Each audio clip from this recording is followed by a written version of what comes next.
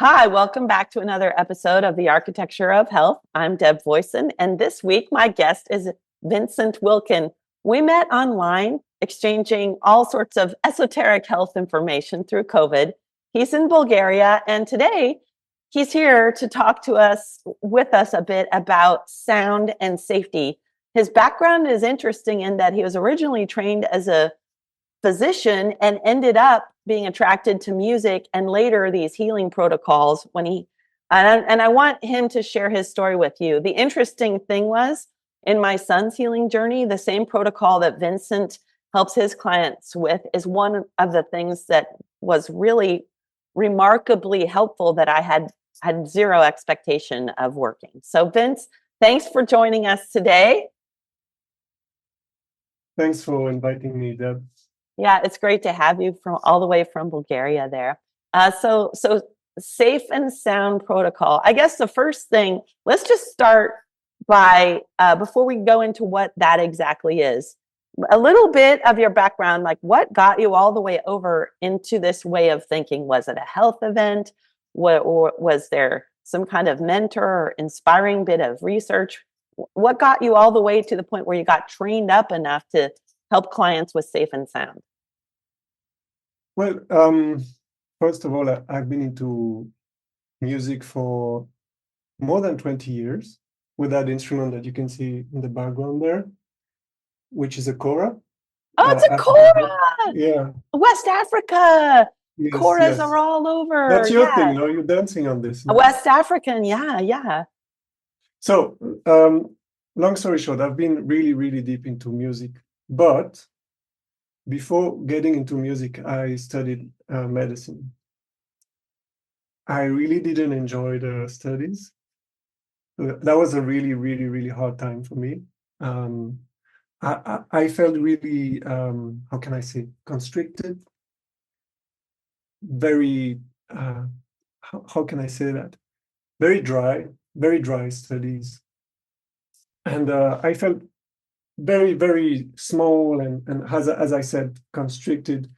And I did an internship in Africa, in West Africa. Where? Uh, First in Burkina Faso and then in Mali. What? I've spent Yeah. time in Guinea and Benin, but my teachers here are from Senegal, Mali, Burkina Faso, Ghana. Yeah. Wow. So Yeah, that's so cool. I love West Africa. Go ahead. yeah. So there in my internship, I felt very open compared to this constricted. Because it's very social, was very open, a lot of sun, like the opposite of Belgium, which is always like covered with gray skies and very low. So it was like a completely opposed to what I was feeling inside. So I heard some music and fell in love with the kora. There is a whole story about this, but it's not a place to tell about it. But I really fell in love with the sound. And as I was doing like my last year of medical training, I was hanging around musicians like kora players all the time. And at the end of my studies, I thought, okay, I'm going to give myself a year, go there and just play full time, which I did. I was playing from 9 to 8 every day. Like I was playing in bands. I was like completely crazy about music, really enjoyed it. Um, I had a really hard time as a musician because it's really hard to make money as a musician. And after, I don't know, something like 15 years of only doing music and having a really hard time financially, I took back a job as an assistant surgeon. So assisting a surgeon, which was my friend in a medical school. So I stepped back a little bit into the medical field at that point. So before COVID, I heard about the Safe and Sound protocol through my mother, who's working with autistic children. Ah. Yeah, Ah. she's a Davis method practitioner, which is a very, very nice, very awesome method for autistic children, but also hyperactive children, children with problem with learning disabilities, that kind of stuff. So she heard about it and she sent me a message. She started talking about it, and she started doing the training. And I thought, wow, this is amazing. I never thought somebody discovered something so serious, using music as a healing tool. I knew like music therapy existed. I looked a little bit into it, but didn't find something that I could like really believe in. Now, I'm not discarding it. It's probably working, but in my approach, I didn't see it really, how can I say, very efficient. And I want to add, this has been my exact evolution when we're using unconventional approaches or even very traditional approaches, that without some kind of measure, it's really hard to just, we can get in as much trouble just trusting, oh, just trust me, this worked for her, this worked for them.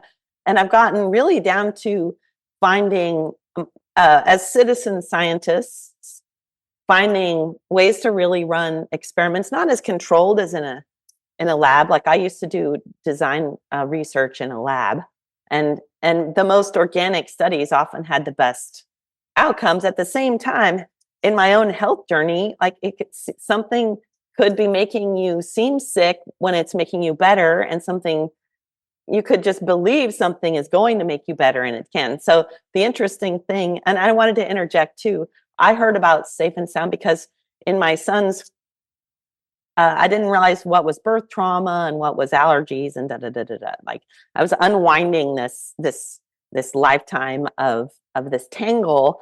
And Safe and Sound, I read Norman Doidge's book, The Brain's Way of Healing, and he goes through people healing Parkinson's through the way they walk, and then these autistic kids through this sound protocol. And I'll just explain briefly to the audience. And it made sense to me that problems can start in utero. The child is in the womb, and they hear this muffled version of the world before they come out, and that if you manage to address the brain in that language and can repattern something that is your deepest trauma, like if your thing is birth trauma or pre-birth trauma, you have to go so far back. And yet it blows my mind. It blew my mind over and over, where I would be looking at a health thing as a reference to something, oh, it's happening right now, when it could have actually started way so far back in time. And my experience with this protocol was, I think he was a little hyper, 8 or 9, I can't remember. And we put these headphones on, and it did the music thing. And there was, you'll have to walk the audience through more what happens. But the weirdest thing was, after we'd finished it, I can't remember if it was a day or 2 days. It wasn't that much work, but it was concentrated. For the first time, he picked up a thick book and he read it from front to back. He hated reading. He hated. Now, did that stick forever? No, but it was direct evidence that there was something so calming, and like it was essentially a completely different version of him. Now, and I would like you to tell the audience more about, so you found out, and of course, it's great that you're connected to your mom, because anything that helps kids in the autism community or the autoimmune community, if we apply that to healthy people, you can have tremendous results as well. And so, and a lot of those two communities are solving problems in the exact same way. So let's go back to, okay, let's describe really what is Safe and Sound. You got it, you learned about it from your mom, but then as you got into it, what did you see and what is it? Okay. Also, I have to add that the polyvagal model is very solid, and that's what like convinced me to go through the training. In the other things that I've encountered using music, I couldn't grasp a model. I couldn't grasp something that I could convince me to go through the training, because it's money, it's investing time. So, but there I saw this Dr. Porges is like an amazing guy. He's like, you see one interview of him as you're just like convinced. Can you remind Dr. Porges? Porges? Porges. Okay, Porges. Yeah, Porges. So to walk you through the Safe and Sound protocol, how does it work? So it's 5 hours of listening to music, and this music is filtered. So how is it filtered? The lower frequency and the higher frequencies are removed from the music. So it's kind of muffled. It would be like, like talking like this.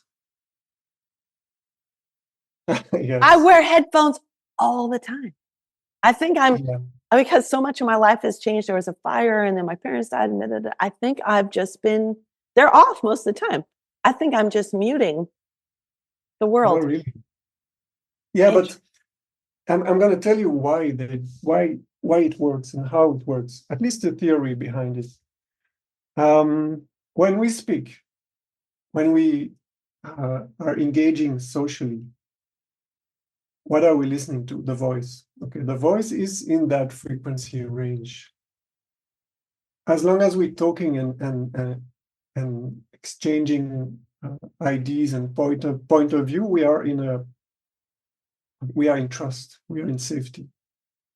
Okay, that gives cues to your nervous system that everything's all right. If you go on the lower part of the frequency, on the higher part of the frequency, you go into the stress zone. So the roar of a lion, siren of a police car. So if you go there, you enter the stress zone. You're going out of homeostasis. Okay? So the idea behind giving the brain this range of frequencies is giving cues of safety. So that's the idea behind. What's happening when you dysregulate it, where you're not in homeostasis, is that talking about the ears, we're going to focus on the ears specifically. Let's say you just, you have, for example, problem with molds. Your whole system is dysregulated. What will happen is that inside your middle ear, you'll have two specific muscles that will not play their role. The role they have to play is to kind of filter the sound. So they have to filter the sound. For example, if you have a very high volume thing coming to your ear, it has to dampen it. That's its role. If it's not working properly, you'll get the whole information that you're not supposed to get. Okay? Same thing if we're in a room full of people, there is a TV playing in the background, there is like people eating, and you want to talk, you want to socially engage with the people you're eating with, your ear has to do this work of filtering out all this this low sound, this high sound, this ding, ding, ding, ding, the glass or whatever. So if you regulate it, if you're in a safety, the ears will play their role of filtering out and focusing on the social interaction. If they're not working properly, if you're stressed out, if you're in trauma, whatever, you will only hear the maybe the high sound, or maybe you'll only hear the TV, or because it's not working properly. So the idea behind the protocol is to give a space for safety. Now, what is really, really, really, really important is co-regulation. It's also how you use it. And here is where the provider's input is very, very important. And I'm telling this because I can see more and more people selling the protocol as a standalone procedure, intervention, and that is completely wrong. This is not what it's intended to be. So if you have the sound and the provider, it's a container for safety. You're giving cues of safety to the brain through music. But if you're dysregulated in some way, these cues of safety can also bring movement inside of you, and you can feel dysregulated. So you need a safe space to be allowed to feel that. If you're by yourself and you relive a trauma or sensation of trauma, any stress, you alone, you're just running this feedback loop again, and that will make you even more traumatized. If you have someone that is there, okay, what's happening? Can you tell me? Why do you feel it? Can you touch yourself? Can you breathe in? Can you close your eyes? Then you can just be with yourself and bring back yourself to regulation. So there is the sound, yes, it's important, but the provider is as important as the sound itself. Or the mother that is listening with her kid. Yeah. Or we were in bed and we had to, we like closed the door, made it, yeah. But like I said, I suspect, yeah, that seeing those amazing results doing it that one time, I bet with a provider, there's more there, because it was an on-ramp to this other stuff. The other stuff didn't seem to, and maybe the other stuff was, maybe I was in a stress state, having to run it all as a tired mom. You know what I mean? But safe and sound, we cleared out the time. We were like, we gotta be totally safe and chill. Interesting. So what does it look like when most people are doing it? And like, are you doing this remotely? Are you doing it in person? What do the sessions look like? I'm doing it remotely. Some people do it like in a real environment together. For me, it's remotely. How does it happen for me? Because also I have to say that every provider has a different approach. Some are OTs, some are speech therapists. It really depends where you're coming from and how you use it. My way of using it, I see my sessions more as coachings, like retraining your nervous system. This is how I'm gonna try to teach you how to befriend your nervous system, and learn how to put yourself into a regulated state. I see myself more as a coach or teacher. Some people will be therapists, so they will use the sound in a therapy. So you'll find a whole range of way to use it. But for me, it's like more, we talk. I explain how I'm trying to decipher what the client is telling me, and give back. Oh, this is your nervous system doing that. This is what happens. You were in that situation and you felt your heart beating because that and that and that. And next time, what you can do is put your hand on your heart. And so I'm trying to teach people how to befriend the nervous system. So the session will be between 10 minutes to half an hour of talking, doing somatic exercises, very simple exercise that we can do together after if you want. Sure. Just to put the person into a very safe space, and that way the client can teach himself that he can really intervene on himself. And it's not complicated. It's actually very easy. It's accessible. It looks really, really stupid, but it's very efficient. I see really, really nice heavy medication, children being very communicative when they were like very in their own world. I see a lot of dramatic changes, and it's really what I propose as exercises is really, really simple. It's nothing fancy. It's like it's astonishingly easy, actually. It's just that you have to repeat it and repeat it and repeat and repeat it. So yeah, so I don't see myself as doing therapy. No, I'm just teaching people. Yes, just you have to do this and this. Maybe you can correct that. As a movement teacher, you just like show you could move like this, and maybe your hip will not hurt as much. It's that same mentality. It's funny, in my movement evolution as well, the simplest things work way better. And it goes back to this feeling of safety, because you can't create new neural networks easily unless you feel safe. So, and believe it or not, it's going back to the ground and crawling like a baby. It does something incredible with our network of existing impulses that being all fancy and performerly will never get you. And in fact, the feeling of the ground under our feet, the ground under our hands, this grounding, and this simplicity unlocks the sacred geometry of just how everything is supposed to work. It's supposed to be simple. We're supposed to feel good and safe, and things be, and of course, in extremes when we have to respond to danger. But if we're always running in a state of sort of imaginary danger, then we can't really react to those other things. Yeah.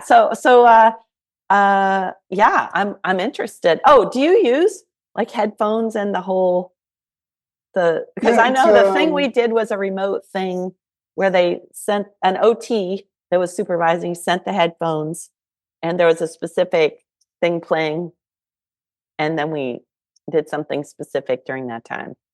It might be there is a headphone with a vibration here. Yes. I think that's the focus system. But for me, you're using like a regular headphones. I just like that you can find in any store. And the music is on an app, so I give access to the app, and people listen through the app. So yeah, it's very, very, very simple. I love that. And one interesting thing before you go into detail on some ways we can work with, simple things we can do right now.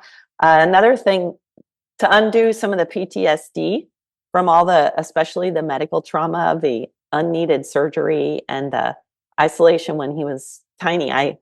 There was this other thing called brain spotting, which uses eye placement like EMDR to find the sticky space in your nervous system, your brain, and then they use the headphones again to overlay.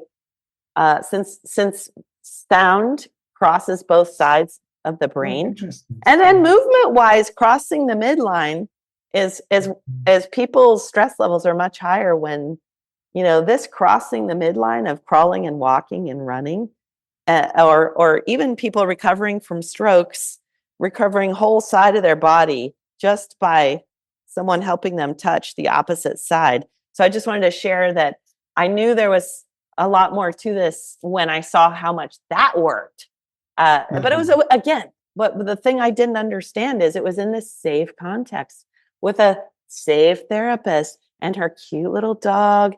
And there was nothing frightening or offensive or harsh or cold about it at all. And he went from having these major Tourette's, like head whips and to just nothing. Yeah, I think that's really it should be the baseline of any healing procedure intervention. Should be safety. This is I don't think you can go anywhere without safety. And it's also like the foundation of civilization. If you have no safety, you have no trust. If you have no trust, you have no civilization. It's as simple as that. And this is what's amazing about these people working in this field. I mentioned Dr. Porges, Gabor Mate, Peter Levine, Deb Dana, all these people, they are like prophets of these times. What they're delving into is like, it's the foundation of everything. If you have safety, with yourself, with the world, with your social environment, you have such a solid foundation for building the world. And this is what we are lacking so much right now. So this is what's beautiful about this. It's that it's very simple. It's very accessible. Yet I don't understand really why it's so much in the fringes. Why is it? I don't know if you have an answer for that, but I don't. Why is it like a fringe thing? I'm writing a book called Snake Oil Works, and I look a bit at the history of where to make, at least in the United States, to make the petrochemical model of health number one, there had to be a lot of smearing of natural medicine, because originally, even in the 1850s in the United States, homeopathy, chiropractic, naturopaths, people had their own home kits, their own homeopathy kits. Everybody, that's before you had a centralized medical monopoly that owned the media and the government and could promote a single point of view that had to do with patented medicine. If you can't drug or cut, because it's the Warfield medicine. That was the innovation, is that you could numb something and then cut it, or you could take a chemical and patent it, and you can't patent anything natural. So there had to be this major dismissal of gentler, safer things had to be. Now it's coming, and as you and I know, that there are all sorts of people on the quote fringe that are having to figure this out ourselves, because these chronic things cannot be addressed in a model like that. And like what you're saying there is safety. Like there's it's, yeah, I have to say, when we were deep in and things were getting really bad, I was just spinning. I was getting less and less safe, and things were getting worse and worse. It was actually a medical intuitive that helped me just calm down. She was like, sound. She's like, do something with sound. And it has to do with birth trauma. And if that person hadn't nudged me in that direction, I'm not sure what other extra work. Oh, and that's the other thing I'm finding as a movement teacher too. I'm teaching people to do way less. In the US, there's a real exercise culture. You're either a couch potato or you're over exercise. Even dancers get this, like, move all the time. I'm like, no, that's a dysregulated nervous system, dude. You need to really get your heels sinking into the ground, and your breath, let the big exhale just expand your whole body. So I've been having the best results by doing less and less. And I think you're getting at it, that it's to create this sense of spacious safety.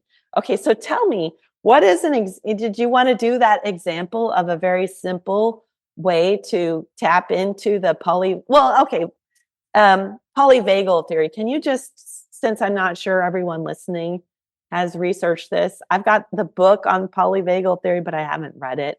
And I know the vagus nerve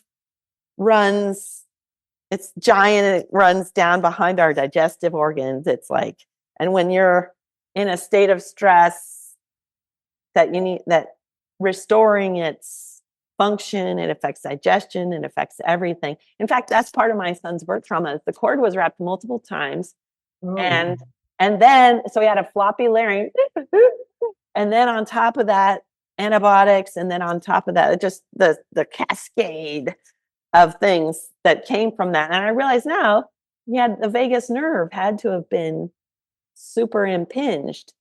And it affects your esophageal sphincter. So kids with acid reflux, it's likely they're stressed and or have a mechanical obstruction of.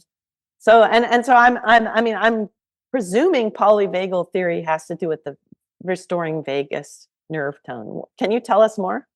Yeah, so I'm going to try to do justice, because if you want to really go into that, just go to Dr. Porges' work or Deb Dana or Stanley Rosenberg. There's so many people that are really, really good at explaining polyvagal. So I'm going to try to do justice. I hope I don't make too many approximations. But to make it short, why polyvagal? Polyvagal is made multiple vagal. Poly is multiple. Okay, so what Porges pointed out is that there is a ventral branch to the vagus nerve, so cranial nerve number 10, so coming from the brainstem, or going, it's a very long nerve. So to make it short, this ventral branch, if it's properly activated, it will make you regulated. That's a very, it's a very short explanation, but this is kind of the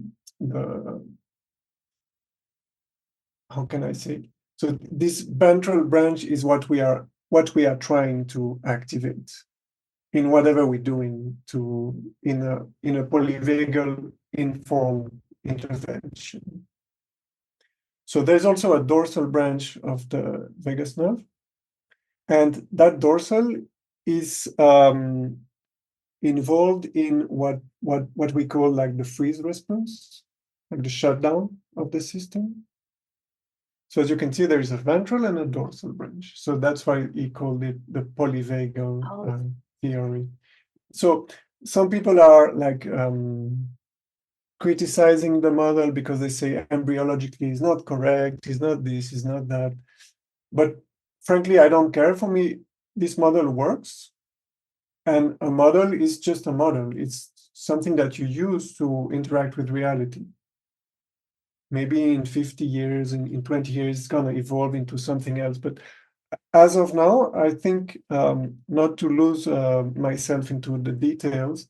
For me, it's a model that is practical. It's like a toolbox. You can really use it. Once you understand the model, you can really impact people's lives.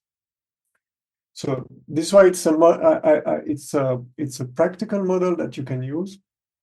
And if you find people that are saying, "Oh, it's not totally correct, anatomically, it's not this or that," it's not really the point. Right. It's whether it works. Yeah. Yeah. For me, at least, this is how I see it. It's a model that works, and a very simple way to activate your ventral branch is touch. So if you touch put your hand on your heart, another hand on your umbilic. You say umbilic in English? Belly button, umbilical. Yeah, belly button. Yeah, belly button. Yeah. So just doing that, closing your eyes, breathing in, breathing out. You do a long breathe out. You can do that a few times.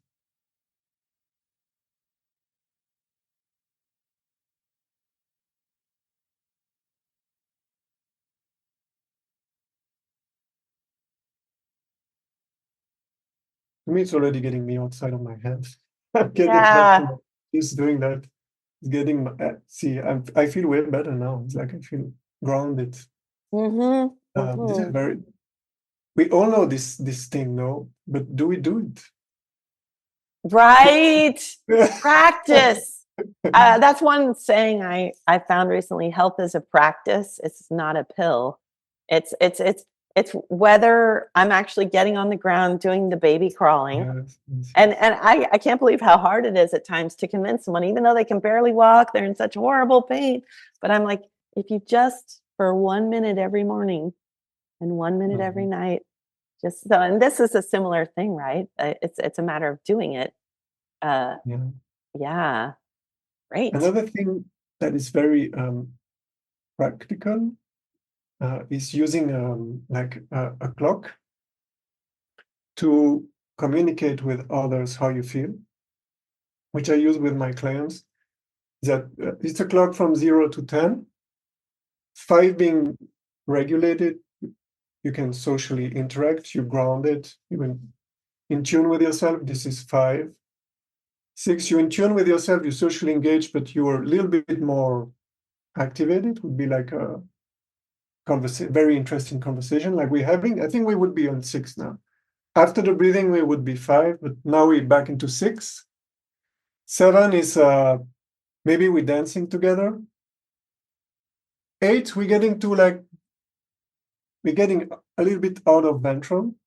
We're getting into like see, you're sprinting. You're just looking at the road and you're sprinting. 9 and 10 would be like a panic attack. Okay, then let's go back to 5.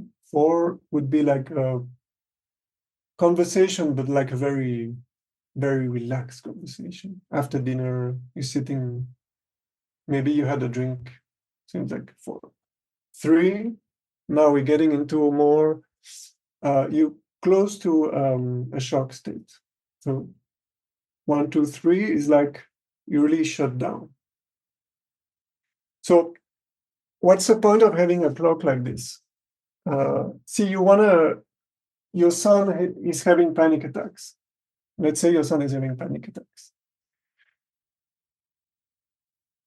And you don't have a way to communicate. It's really hard to see where he is. If you teach him this clock and you tell him, okay, tell me when you reach 6 or 7, so we can do something before you go to 8. It's a way to understand how we are inside. It's a art skill to weigh where we are, to see where we are. So that's another tool that is very interesting. Why? Because let's say my client enters a session is like this. So where are you? I'm a 7. I'm 7. My husband. Da, da, da, da, da. Okay, let's breathe. Let's just do this. Okay. Why? Oh, I'm 5 now. You see. Then you can tell. You can measure. Grasp on yourself. You can measure. Yourself. See, you have oh yeah, 5. It does actually. 5 is good just by doing this. Okay.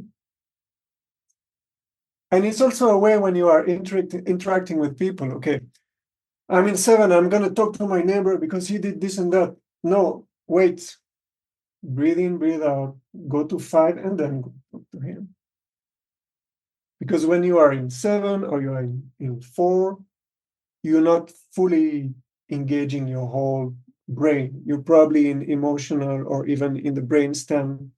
So you'll have to, when you go in 5, when you're regulating, when you're ventral, your whole brain is lightening up. You have everything at your disposal. You have all your resources. So saying that you're in 5, I know my brain is there, is engaged. My body is engaged. My facial features are into communication, is not into this, or I'm not into a flat face that is not responsive.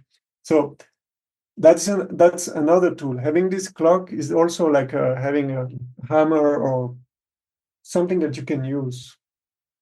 And it's also very easy. It's very simple. You know, it's from a movement perspective as well. When I work with my clients, I also started to have us measure our range of motion to tell, did we get into a hyperextended rib flared state? That means you're not breathing well, you know. And there are ways to just tell, is my pelvis and my rib cage, are they in synchrony so that the diaphragm can make full passage and massage the heart and pump the fluids? And you can measure. I can show them something we all thought was healthy. They'll do some movement that we all think is good for you. And then I'm like, no, that jacked you up. You can't breathe right now. And then not that it's, and the cool thing is it's not exactly the same for everyone. We have different waves running through our bodies from our histories of what, which direction we need more, whether we need to head towards the 1 or we need to head towards the 10 to navigate through all this. So I have one other question, which is, with Safe and Sound, so first of all, this is a tool: touch, breath, reset. I have tons of others if you want. Okay, well, your choice.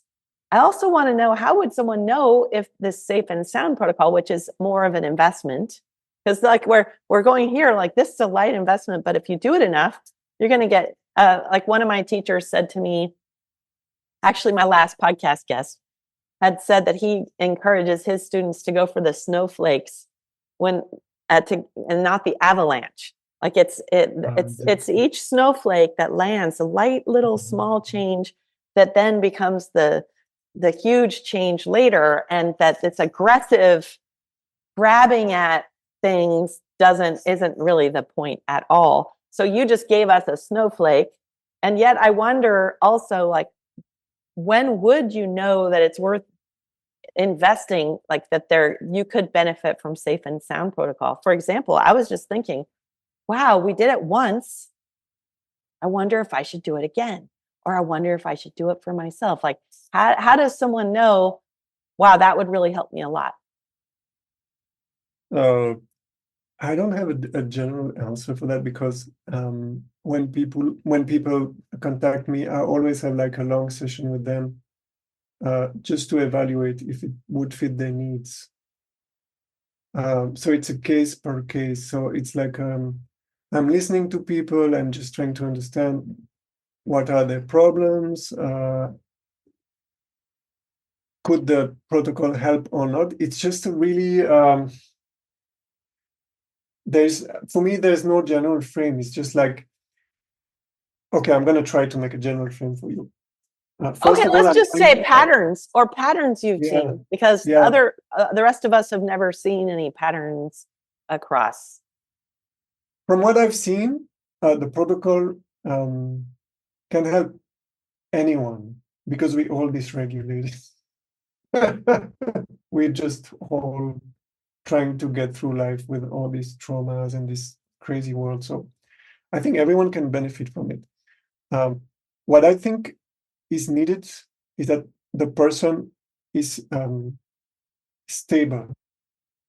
What I mean to say, if you are just out of the psychiatric ward and you're full of medication and you're just everywhere, it's not the moment. If you're just out of a surgery and you still have the stitches and it's, for me at least, I don't think it's the moment. You have to wait for the situation to be, you must have something that you can hold on. You must have like a little bit of stability from which we can build on. And that, I mean, internally, but also outside of yourself. You must have like a support system that can give you this sense of safety outside of the sessions. So that's another thing. So if you're living in a shelter and it's not, and you don't have people that you can talk, you can exchange, that maybe you just lost your job, it might not be the right moment. So I would say this is one thing. You have to have some stability and a support system that will allow this safety to expand. If you are in a very unstable situation, it will be really hard to build something stable. So it's like building a house. You need a plain space that you can build a foundation on. If it's uneven, you have first to make it even. So that's one thing. The second thing that I'm looking at is that does the client believe that it can help or not? Yeah, if the person is like, no, this is bullshit. I didn't want to say it, but I don't think it's gonna work, honestly. You need to be involved in the process, and I really asking people to do the exercises as much as possible. And what I notice, really stick to it. Like I do it 5 times a day. The results are completely different from the people that are not doing it. It's a different ball game. Like people that are disciplined that do this 10 times a day, and others, it really retrain the nervous system in a. And the beauty of that, something that you could do 10 times a day, is then you take away this siloing of something is separate from my everyday life. Like I go and I meditate, I go and I do yoga. That doesn't let the nervous system necessarily bring it all the way back weave it into their everyday life. That's one reason I also teach everyday movement, because there's really no excuse to move differently when you can't not move, because you'll die. You'll be dead if you're not moving. And so how do we really weave it into what we're already doing? And I like that idea. Like, yeah, same with this simple crawling and rocking resets I'm teaching people. If they do it a couple of times a day, 20 seconds, 1 minute. And that's also the research behind movement. Is it's not that a 2-hour walk is really the answer. Rushing 10,000 steps into one session. That's where my hip, that's funny, as I was writing that book with Frey, my hips got destroyed. I thought I knew, like, oh, this is how to do, this is how I move. And because I was doing a 2-hour walk every day and I had a little bit off idea about how I was supposed to move, it was awful. And the nice thing is, once I learned just these safer, simpler, small, and how to follow the design in a way that I could safely practice many times a day with no ambiguity at all about how it's supposed to work, like precision, whole different ballpark. So go ahead though. You see results in people that are taking that simple practice and doing it multiple times a day, every day. Yeah. And the people that really also, it's not true for kids, but it works for kids. But for adults, once they really understand the polyvagal model, how their nervous system is working, they really get a grasp on it. Like they understand, and it's like it's like they are. It's really hard to explain, but point is, once they understand how it works, it's not that beast anymore. They're not like overwhelmed by, oh, I have a panic attack. Oh, I have a panic. No, okay, I'm going to 8, so I'm going to go to 5. Now I'm going to try this and this, or I'm going to go for a walk. Because also having things that are on your peripheral vision, like something that moves on the side, or it's also toning down your nervous system. So I give all these small things. You can walk, you can breathe, you can do music instrument when you blow, you can meet your friend, you can call your mom. These small little things, when they understand how it works, where they bring them, they are here, I want to go here, so I'm going to use this ladder, and I have these little things that I can do to get there.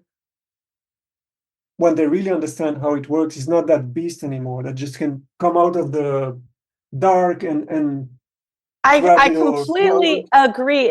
That's one reason I started this podcast, is education. Once you start to understand how things work, then you have a lot more agency and less of that fear that something out of the blue will come sideswipe you. With my son, because I came from I didn't realize how much of a mainstream medical mindset I had until I had my son.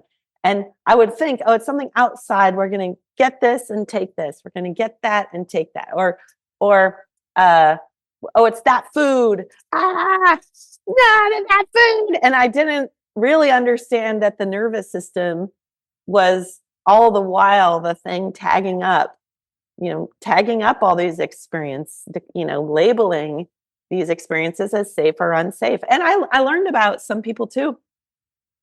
Dr. Namboodirpad has this Namboodirpad's allergy elimination technique, NAET, where she takes something that would have caused someone to die if they ate it, like an allergy, anaphylactic allergy, and she can flip a switch in the nervous system so that you're not allergic anymore. She does it. Her method is a combination of sort of chiropractic and acupuncture-ish. She teaches acupuncturists how to administer. And we did a lot with that because my son, we needed to help his body go, oh, this is actually safe. This is safe. This is safe. Mm-hmm. And that one of the best stories I learned from that practice was that there was a story of a woman who got a phone call as she was eating a peach. And the phone call was that a family member had been in a really bad accident, a really bad car accident. And so, and what she has is the taste of that peach in her mouth. And she's like, And so then she had that, she couldn't be in the room with a peach. Like she would just, her body would start to go. So I love that we're having this conversation about safety and that it's something you can address and that it's not a mysterious, crazy phantom that you have no control over at all. Yeah, Cool. and it's I think it's like remodeling your subconscious mind, like working on this. Like the sound is working on you're actually working on the brainstem. This simple breathing that we did is like giving cues to your brainstem, which is normally not accessible by your consciously. It's something that is out of your reach. You're either emotional or you're thinking, but whatever's happening in your body as something autonomous, something automatic, is like out of your reach. Like it's the subconscious mind actually.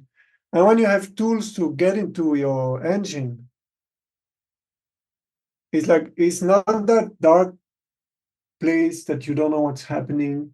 So now if you know the beast is coming up and it's like it's panic, and then okay, you there. It's like the cartoon anime, you know, what Monster Inc. This movie. Oh yes. Oh yeah. It's like this when this monster is coming out, you're okay, I'm into 8. This is activation, mobilization. I can go back to ventral. It's okay. I'm going to give my body cues of safety. Oh, okay. Now it's like it's tools to go into your subconscious mind. There are still monsters. There are still some hard things that you have to face, but at least you have weapons or tools. Either weapons to kill the beast or tame it. So yeah, that's how I see it. And yeah, Dr. Porges is always saying we are actually intervening from the bottom up, from the brainstem to the prefrontal cortex. We're not doing the opposite, which is like completely useless. You cannot train your brainstem by using your prefrontal cortex. This doesn't work. But it's important, as I said, if people understand what's happening, they also have a grasp. So it goes both ways. But you have to start, I think, from my experience, if you want to bring safety, you have to start with the cues from the outside, a safe room, nice temperature, no noise, no like overwhelming smells, nice light. Then you can start working on the inside. How do I feel? Where do I feel this or that? And there you're really working from the bottom up. So you bring that safety, the brainstem is okay. Oh, I'm okay. Then you can go to the emotional and then you can understand. So it's like going in that direction, not forcing things. You should be calm. You should not be anxious. This dog has not done nothing to you. And it's like that's not working. Right. You know, when you're afraid of dog and someone tells you shouldn't be afraid of dog, it's so nice. It's nonsense.